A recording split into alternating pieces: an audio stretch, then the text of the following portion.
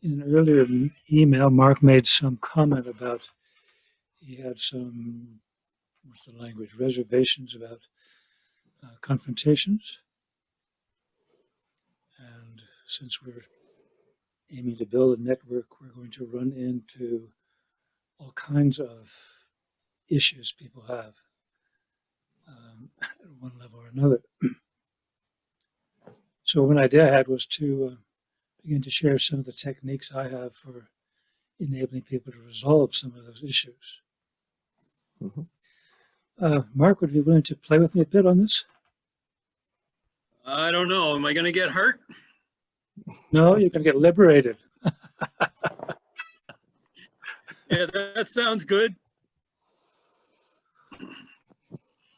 I'll just give a little preface. If somebody says, oh, I have reservations about being confronted or confronting, there are three models I have that might be helpful. One process is called option process. And the way it works is it's a series of questions that goes, what about the prospect of confrontation, or whatever the issue might be, it bothers you, and the mind gives some answer, and then you base the next question on that answer and the next one. So it can seem like a kind of mechanical process because you're building each question on the last answer, but actually it's a Zen-like process because you're asking each question fresh and paying attention. And it sometimes quickly leads down to something irrational. And when we hit that point, often the process ends with the person laughing and says, oh, that's not actually a real problem, or whatever. So that's the description of option process. Another process, which I really like, is called EFT, emotional freedom techniques. And you tap on acupressure points to resolve the energetic charge that goes with that particular issue. And then the third one is called the St. Francis process. It's a process of imagining the part of you that carries this reservation. And you get to meet it in your imagination and have some kind of interaction with it. And often that shifts things also quite dramatically. And I've used all those with myself over the years and also with people I've worked with. The simplest one to start with is probably option process.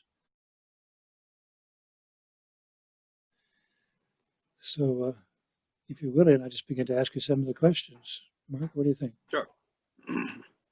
So the first one is, what about the prospect of, see if you help me if I get the right language. What about the prospect of being confronted? Is that the language? Or confronting somebody? Dealing with confrontation. Okay, what about the prospect of dealing with confrontation bothers you? Because generally I freeze in place. I don't think well on my feet under that kind of pressure, under negative pressure. So something about it makes you freeze. Yes. Ask the question again and see if some other related answer comes up. What about the prospect of being in a confrontation makes you freeze? I'm not sure. I don't know if I've ever gotten that far. Just I get upset and I don't speak well. Right. So if you get upset and don't speak well, obviously you wouldn't want to go there. There you go. So I avoid confrontation. There you go. The fight, flight, or freeze thing. It's that basic.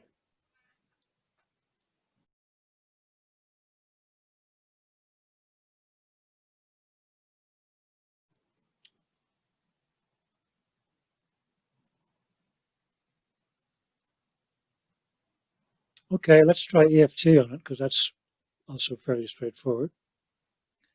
What I'll do is coach you through the tapping points once we get the process started. And we start with what's called a reminder phrase. So this is a mini training because this is just how it's done. It's very quick. Even though I go into freeze at the in a confrontation, I deeply and completely accept myself. So you tap on, Okay. you say it out loud, and we do it typically 3 times, just to get the mind in the right direction. Okay. Say the words again, because I'm still struggling. Even though I go into freeze when I'm faced with a confrontation, I deeply and completely accept myself. I deeply and completely accept myself. Yeah. Okay. All right. So say the whole phrase if you would. Even though I Okay. go. So even if I go into freeze in a confrontation, I deeply and completely accept myself. Yep. Try it again. Even though I go into freeze or might go into freeze. Even though I might go into freeze in a confrontation, I forgot the rest and completely myself. Deeply and completely accept myself. Margaret's much better at this. She should be tapping her own. She can I coach you deeply later. and completely accept myself. Let's do it one more time. Even though I Even though go into freeze at the prospect of I go into confrontation. freeze at the prospect of confrontation, I deeply and completely accept myself. Right. And then, okay, that's good. Let it go. Now we're going to tap on the acupressure points. So just follow me, but at each point you say this freeze response. Okay? Say the first word again, I missed. This freeze response. This freeze response. Okay. Okay, so top of the head, this freeze response. This freeze response. And that looks like the back of the head. Is that your top? Yeah, kind of right. I'm mirroring here. Okay, I'm it's messing up my hair. not critical. Corner of the eyebrow with 2 fingers. Inside or outside? Inside. Yep. This freeze response. This freeze response. Well, let's pause a minute. I forgot something. Now I'm all damaged now. No, you're fine. When you, sorry, I should have been more meticulous. Can you think of a confrontation that might come up that would bother you?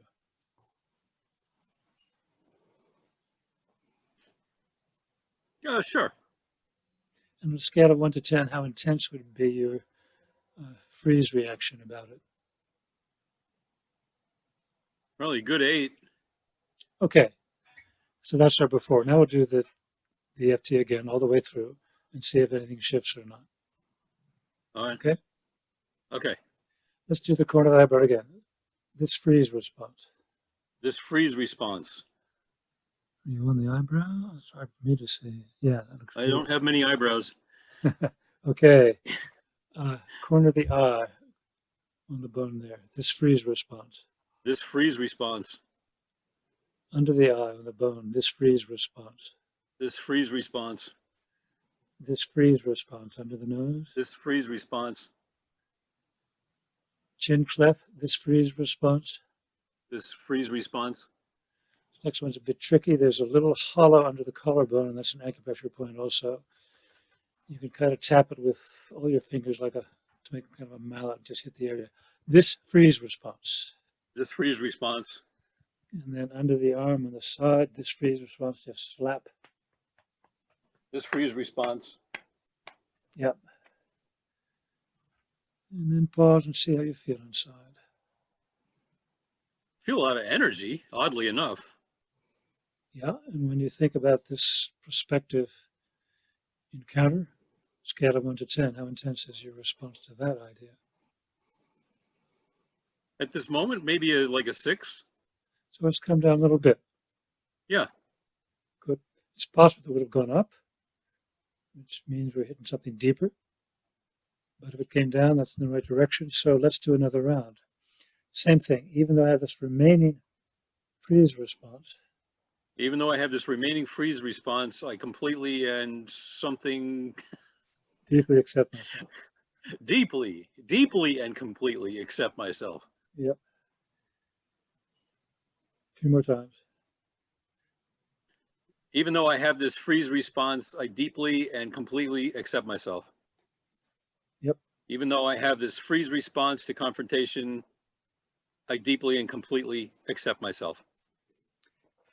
Top of the head, this remaining freeze response. This remaining freeze response. This remaining freeze response. Corner of the eye. This remaining freeze response. Corner of the eye. This remaining freeze response. This remaining freeze response. Under the eye. This remaining freeze response. Under the nose. This remaining freeze response. Chin clef.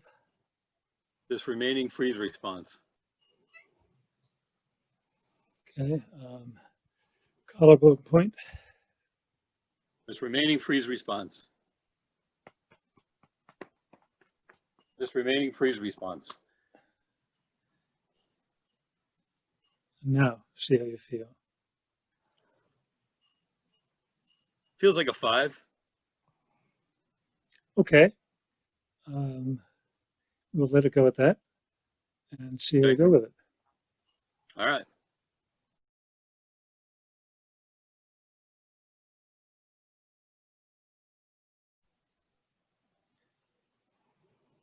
Now, I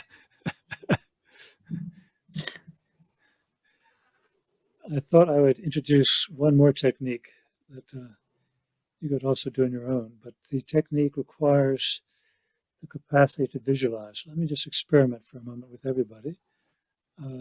Close your eyes and imagine a butterfly.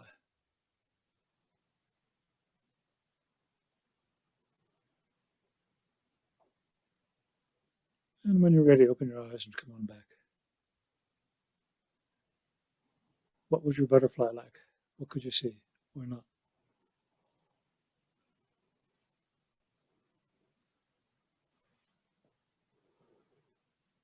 It was very fast. It was hard for me to visualize that quickly, but I did see a butterfly I remembered, and the way its wings were so slowly going like this. But I don't know what color it was or anything, because it was very, by the time I got to a visual, you were done. So, Okay, yeah. okay, that was a bit fast, but okay. Other responses? Arthur? Yeah, mine was plain white, and I don't know how much imagination it was because I just finished my dog walk and I saw a lovely white butterfly this morning on my roses. So I was probably more revisualizing that moment. All I wanted you to do was visualize it. Yeah. Fine, sure. And I knew you would. Mm-hmm. You think that way anyway, don't you? You think in it. Mm-hmm. Yes, I do. Yeah. I had to get rid of Andrew's butterfly on the wall, and I replaced that one with a zebra swallowtail that I've seen around my meadow. Wow. A couple of them over the summer. Great. So that tells me that you can all visualize. So the way this process works, we might try it. I've never tried it online, but I'll describe the story and then tell you how it goes. So this is something that Jean Houston adapted from studying the life of St. Francis of Assisi. And the way she tells the story, he was on his way to becoming a saint, perhaps. He was on a horse outside of Assisi, and his horse stopped in front of a leper. And it was clear that he had to deal with this leper. So he looked down at the leper and could see the pain in the leper's eyes. And as Jean tells the story, he was moved to get off his high horse and embrace the leper.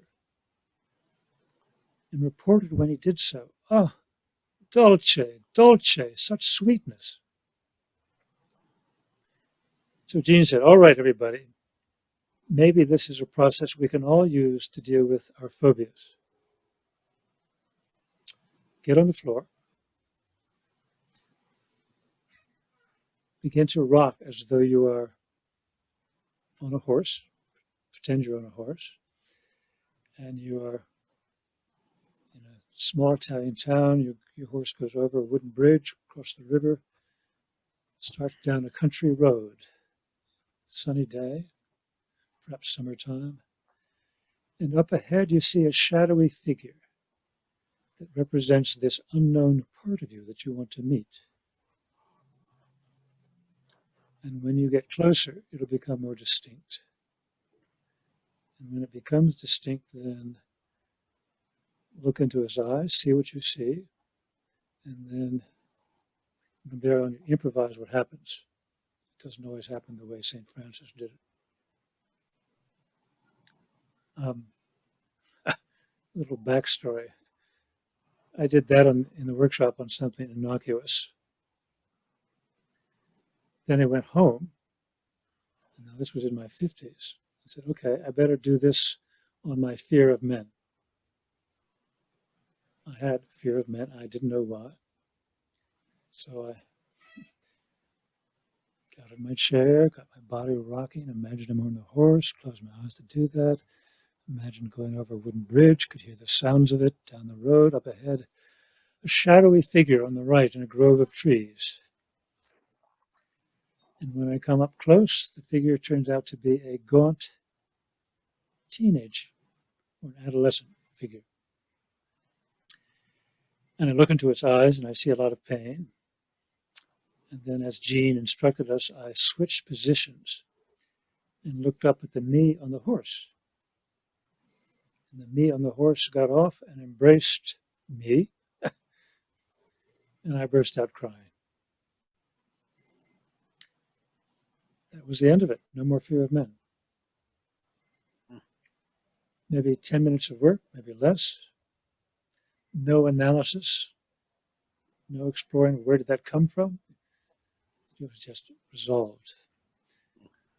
Later, I did all kinds of, whenever an issue would come up, I would do a St. Francis process often, or EFT, to the point where I stopped doing it because it was only rare that any kind of issue would come up. I cleared a lot of stuff. And the payoff for that, as I think I may have mentioned before, was I'd often have times of uncaused joy. I just feel good for no reason.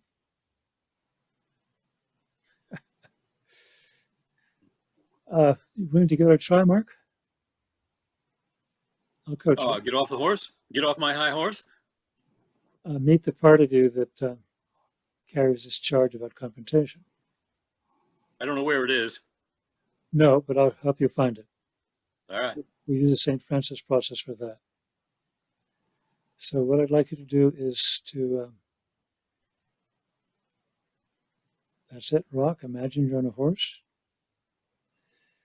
And the horse goes out of the town over a wooden bridge. Take your time. You can help me find the pace with you. So you go over the bridge. There might be a river underneath, of course. Maybe you can hear the horse hooves on the bridge. And let me know when you're on the dirt road on the other side. It's a very long bridge.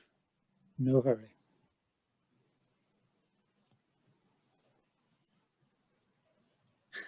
It just keeps getting longer because we're postponing this.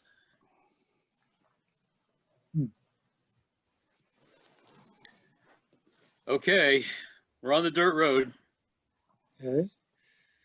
Somewhere up ahead, you'll see a grove of trees, and in it, a indistinct figure. Take your time approaching it, whatever happens.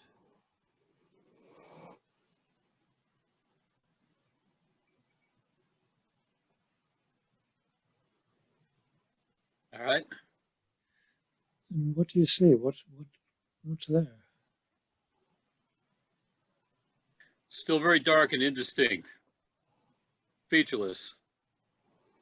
So it's a featureless figure. Yep. Does it have any kind of clothing? Yeah, it's that dark hood. Yep. It's death. I'm seeing death. Uh-huh. That's all I've got. It's okay. I think we can work with it.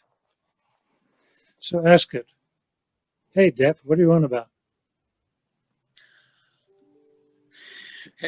Hey, Death, what are you on about?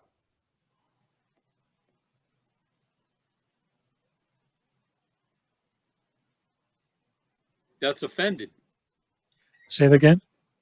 Death is offended. Same question. Okay, what are you offended by? What are you offended by? Because of my reckless manner. I'm not treating him seriously.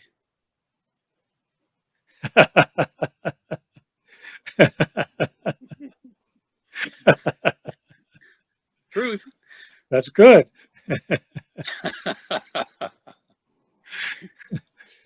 So how does he react now that he sees that you're actually not treating him seriously and laughing about it? He's looking very depressed. He's got nothing to say. So ask it, Death, were you trying to intimidate me? Death, were you trying to intimidate me? He said, yes, it's my job. Why did you take on that job? Why did you take on that job? He said he's always had the job. Always is a long time. It must have started sometime. No, it goes way back. Long time. In series of long time. Deep space, deep time. Before you were born? Oh, yeah. He's been here. Yeah, he's always been here. Ah, why did he attach to you? He says, I talk to everyone.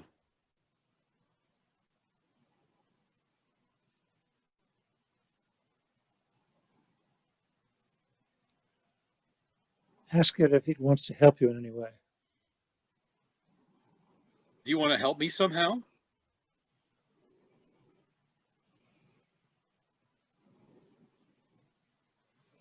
No, he's not here to help. Right.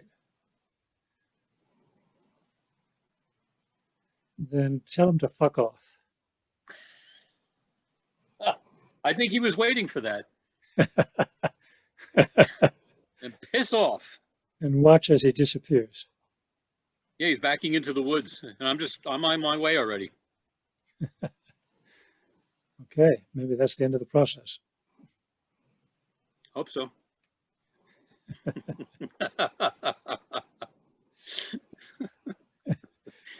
So let's move so back. Margaret, if I pat myself in the wrong place, what happens to me?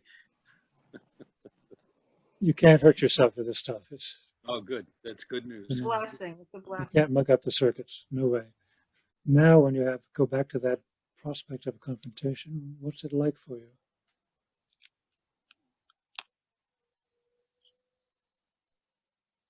Well, I have to ask if it's going to kill me. I mean, that's the obvious outcome. I might get hurt, but I'm not going to die from it. Whatever it is. Right, I mean, right? right. There it is. It's not going to kill me. That's what happens when you get to the bottom of option process. Oh, I thought it would kill me, but it's not. It won't do that. Might have raised my blood pressure a little, but adrenaline's always good. Cool. That's great. So, Mark, do you Yeah. feel that you saw that that was really one of the fears behind your fear of confrontation? The death thing, yeah, being seriously mangled, yeah, because I was bullied as a kid. I remember every time I was bullied. Mm-hmm. That would tend to leave an imprint, wouldn't it? Mhm.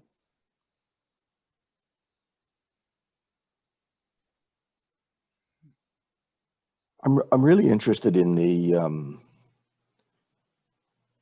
subconscious aspects of these types of processes and what's really going on in people's heads, and how much of it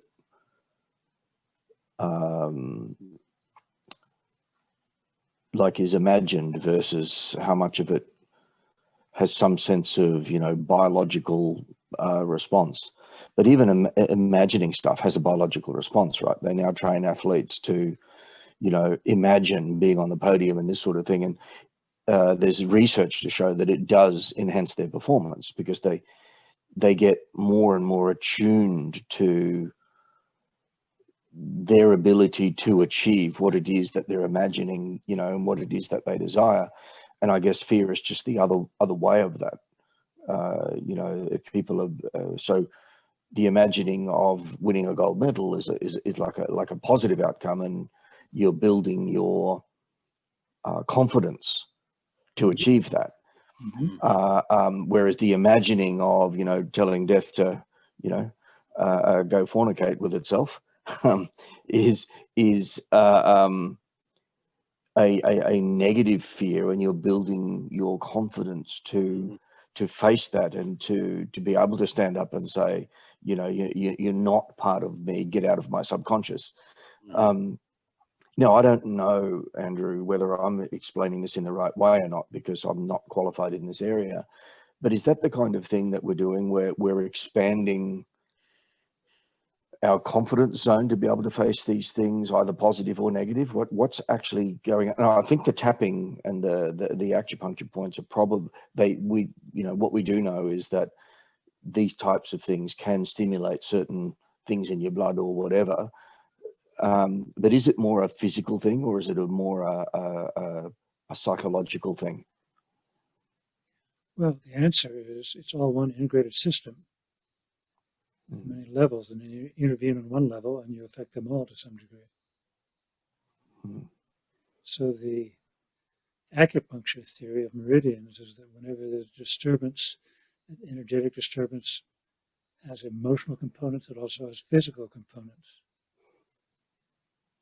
So you're working on the energy system with the EFT.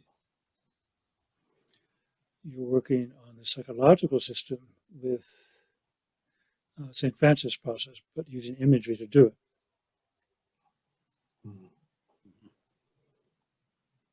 And the point isn't to get confidence. From my point of view, the point is to resolve it totally. Yeah, And yeah, you've no, already well, that's done that. right. That's why you could say with so calmly, I'm actually a calm person. I don't get flustered. I'm pretty centered. I'm sane. Because you don't, the things that would trigger other people, you've worked them out. They don't trigger you. Yeah.